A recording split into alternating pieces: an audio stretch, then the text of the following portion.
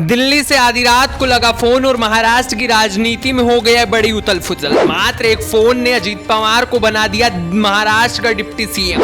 महाराष्ट्र की राजनीति में बीजेपी के कद्दावर नेता ने कर दिया बड़ा खेल।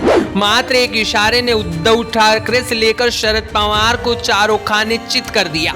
20 मिनट के अंदर ही महाराष्ट्र की राजनीति में अमित शाह ने पूरी सियासत पलट दी।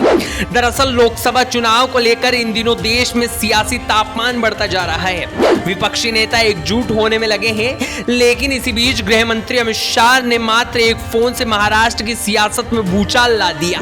एक और फोन नहीं, अजीत पवार को डिप्टी सीएम बनाने का इशारा दे दिया।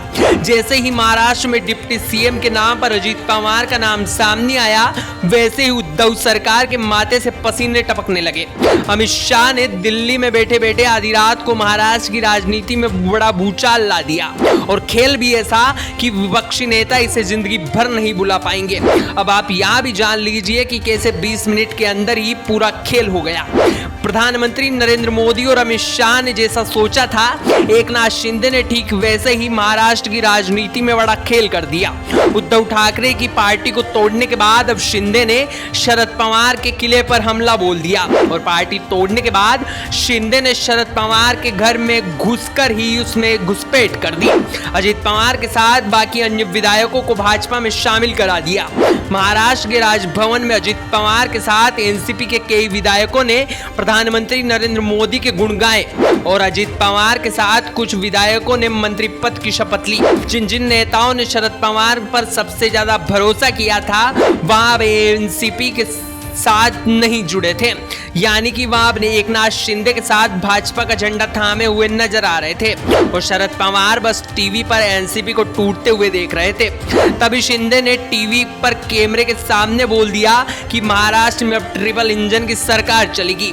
वैसे अगर देखा जाए तो महाराष्ट्र की राजनीति में बीजेपी के पास 126 और शिंदे के पास 40 विधायक है।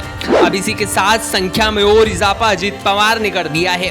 अजीत पवार ने 35 विधायकों को लेकर एनसीपी को टाटा बाय बाय बोल दिया, यानी कि अब एनसीपी के पास कुल विधायकों की संख्या कम हो गई है, जबकि एकनाथ शिंदे की सरकार में बहुमत का आंकड़ा और भी बढ़ गया है, और यहां बढ़कर 201 के पार पहुंच चुका है।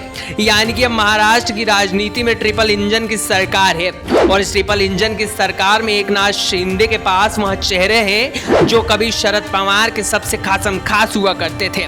लेकिन महाराष्ट्र की राजनीति में मोदी और अमित शाह का जादू ने एक बार फिर अलग ही दौर कायम कर दिया, जिसको देखते हुए आने वाले लोकसभा में पूरे विपक्षी हक्के बक्के रह गए हैं। अब आपको महाराष्ट्र की राजनीति के बारे में क्या कहना है, हमें कमेंट बॉक्स में कमेंट करके जरूर बताएं।